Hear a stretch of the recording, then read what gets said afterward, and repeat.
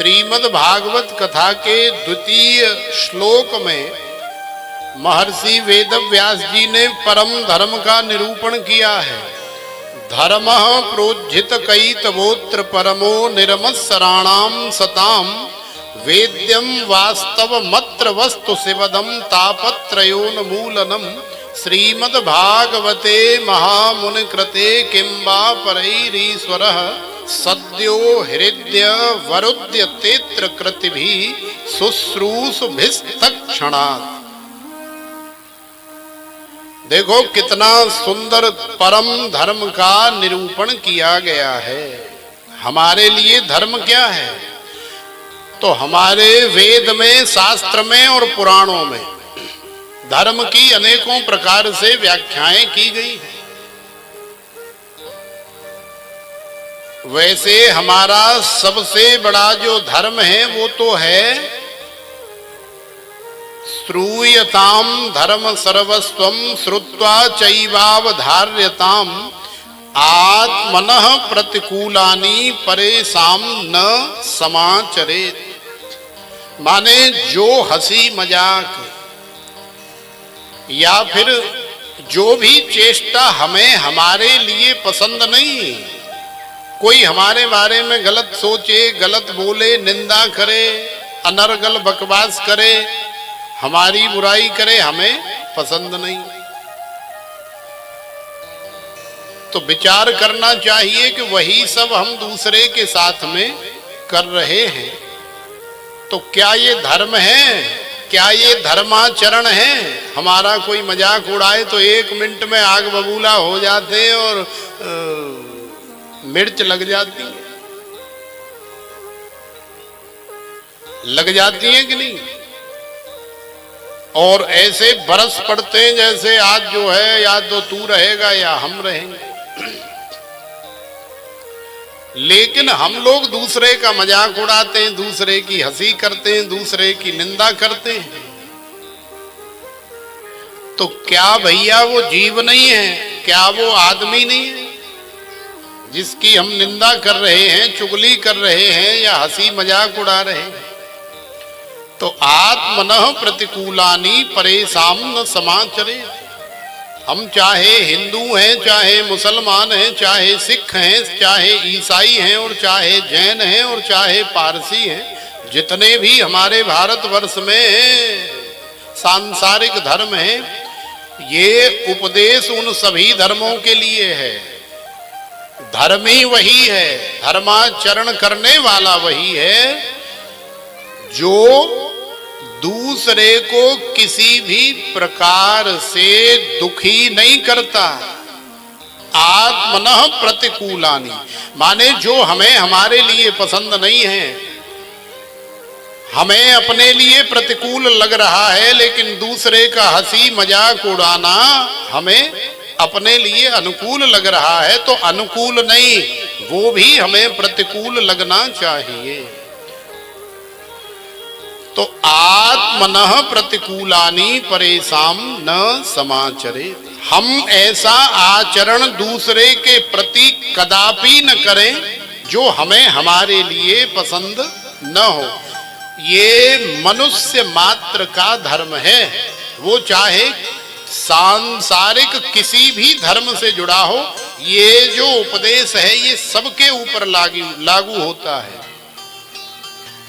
कि हम ऐसा आचरण कदापि न करें जो हमें हमारे लिए पसंद न हो और हम दूसरे के लिए कर रहे हैं बड़ी खुशी से, बड़े आनंद से।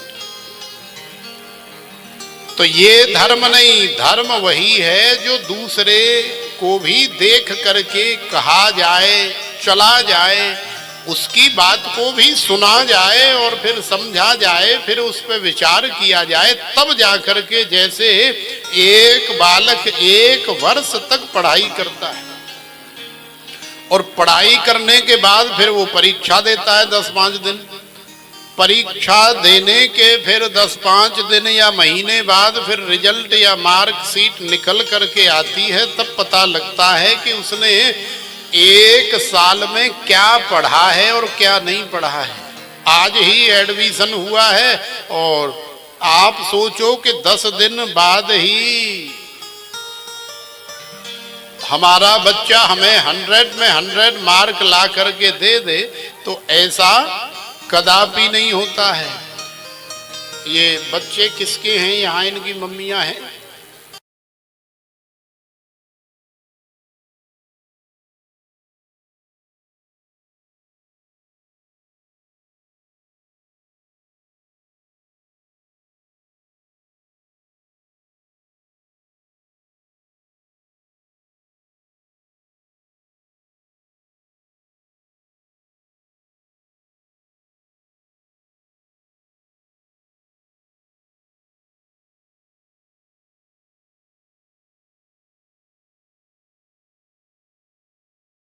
राधे राधे। तो श्रूयताम धर्म सर्वस्वम, हमें धर्म के विषय में सुनना चाहिए और फिर सुन करके अपने आचरण में लाना चाहिए। यही हमारा सबसे बड़ा धर्म है कि आत्मनः प्रतिकूलानि परेशान न समाचरेत। दूसरे के साथ ऐसा आचरण हम लोग कदापि न करें जो हमें हमारे लिए पसंद न हो। और भी न जाने कितने प्रकार से धर्म की व्याख्या की गई है। सर्वधर्मान् परित्यज्य मामेकं शरणं व्रज, अहं त्वा सर्व पापेभ्यो मोक्षयिष्यामि मा शुचः। भगवान कहते हैं कि संसार के सारे धर्मों को, सारे कर्मों को छोड़ करके तू केवल और केवल मेरी शरण ग्रहण कर ले, यही तेरा सबसे बड़ा धर्म है। तो भगवान की शरण ग्रहण करना, भगवान के शरणागत हो जाना, भगवान की कथा सुनना, भगवान का संकीर्तन करना, भगवान से अपने आप को हमेशा जोड़े रखना, कनेक्ट रखना, ये भी जीव का सबसे बड़ा धर्म है। और वैसे देखो तो असली धर्म तो यही है कि हम सब लोग जीव हैं और हमारे मालिक, हमारे ईश्वर भगवान हैं। तो हम अपने प्रभु से जुड़े रहें, अपने सनातन धर्म से जुड़े रहें, अपने हिंदू धर्म से जुड़े रहें, क्योंकि हमारे धर्म से श्रेष्ठ संपूर्ण संसार में और कोई धर्म है ही नहीं। हमारे धर्म में जो आनंद है, हमारे जो देवी देवताओं में आनंद है, वो भला अन्य धर्मों में या दूसरी जगह कहाँ है? अरे दूसरी जगह तो केवल एक एक ही है उनके पास। हमारे पास तो लाइन लगी हुई है ग्रंथों की, ऋषि मुनियों की, साधु संतों की, भगवानों की और देवियों की। लेकिन उनके पास तो ग्रंथ भी एक ही है और उनके पास उनका भगवान भी एक ही है। मान लो ग्रंथ अच्छा नहीं लग रहा है तो पढ़ने के लिए दूसरा ऑप्शन ही नहीं है। मान लो भगवान के साथ कोई खटपट हो गई या बन नहीं रही है, तो अब बेटा कहाँ जाएगा? कोई दूसरा तो ऑप्शन ही नहीं है।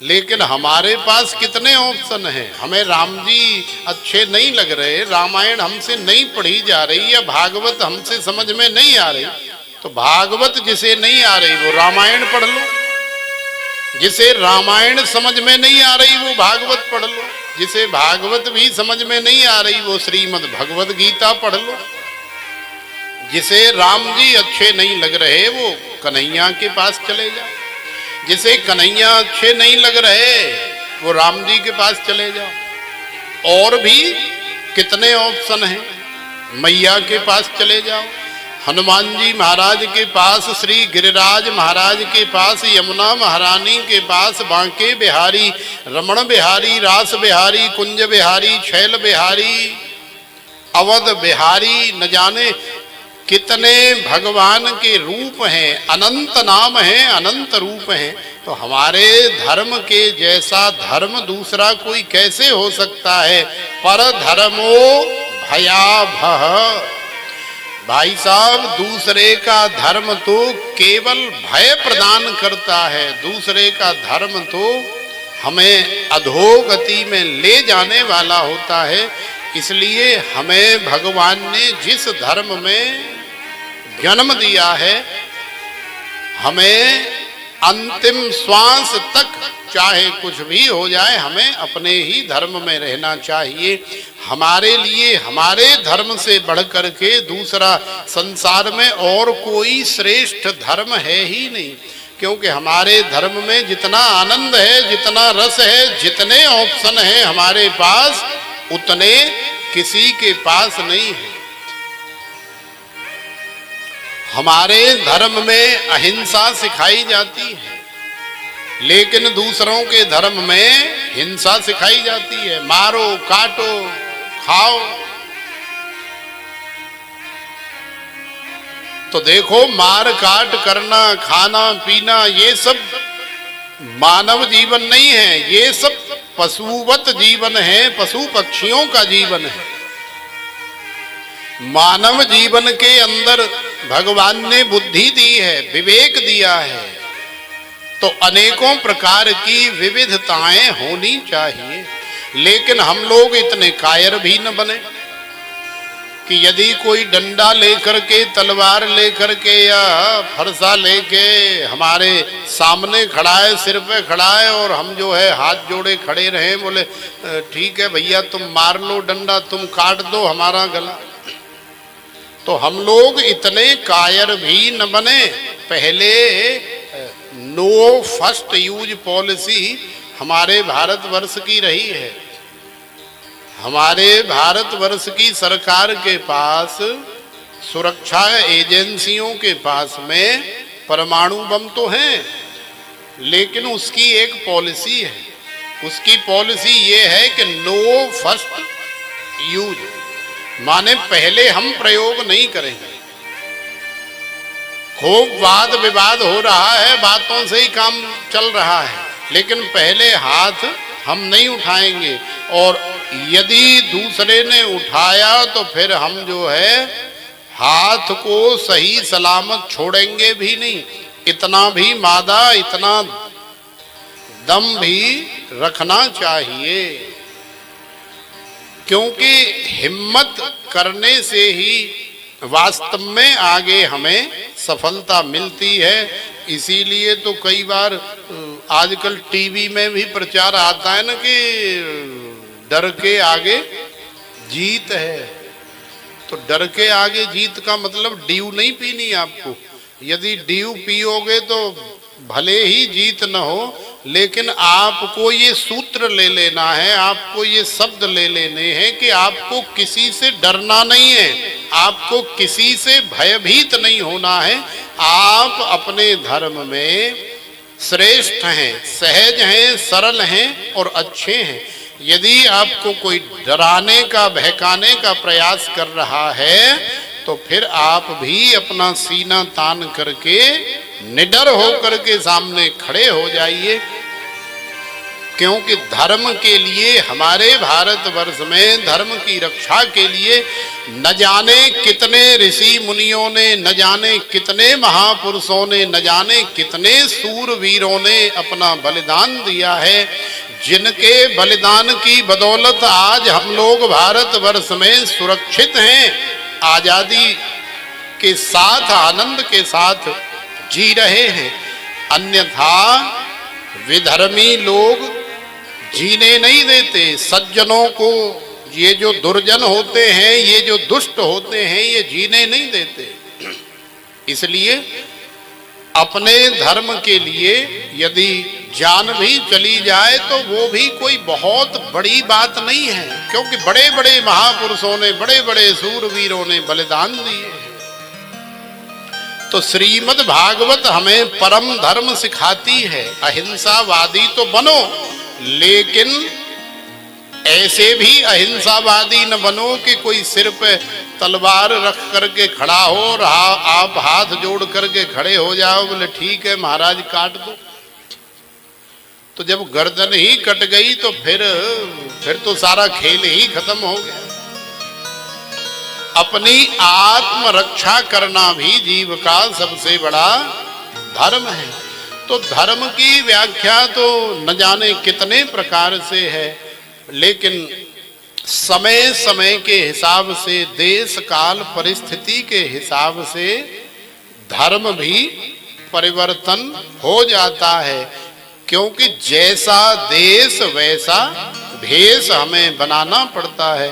तो जैसा कि हम सब लोग जानते हैं, ये श्रीमद् भागवत कथा का दिव्य आयोजन आप सभी माता बहनों के सहयोग से संपन्न हो रहा है, और ये आप सभी का सौभाग्य है कि हम यहाँ संत ब्राह्मण इस आयोजन के लिए आपके मध्य में आए, और इसका रसपान आपके साथ साथ हम भी कर रहे हैं, खूब आनंद ले रहे हैं।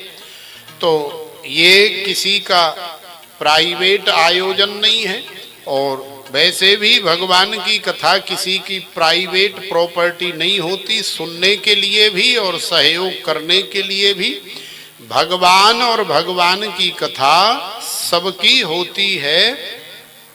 तो ये आयोजन भी आप सभी माता बहन भाई बंधुओं का है, तो इसमें सभी का सहयोग है। लेकिन जिन जिन माताओं का, जिन जिन भाइयों का विशेष सहयोग है, क्योंकि देखो कोई भी यज्ञ हो, चाहे वो अन्न यज्ञ हो, चाहे भोजन भंडारे का यज्ञ हो, और चाहे चंडी मैया का यज्ञ हो, या श्री रुद्र महायज्ञ हो, या विष्णु भगवान का यज्ञ हो, या फिर श्रीमद् भागवत कथा का सप्ताह ज्ञान रूपी, वैराग्य रूपी, प्रेमा भक्ति रूपी यज्ञ हो, यज्ञ में सबको एक साथ लेकर के चलना पड़ता है।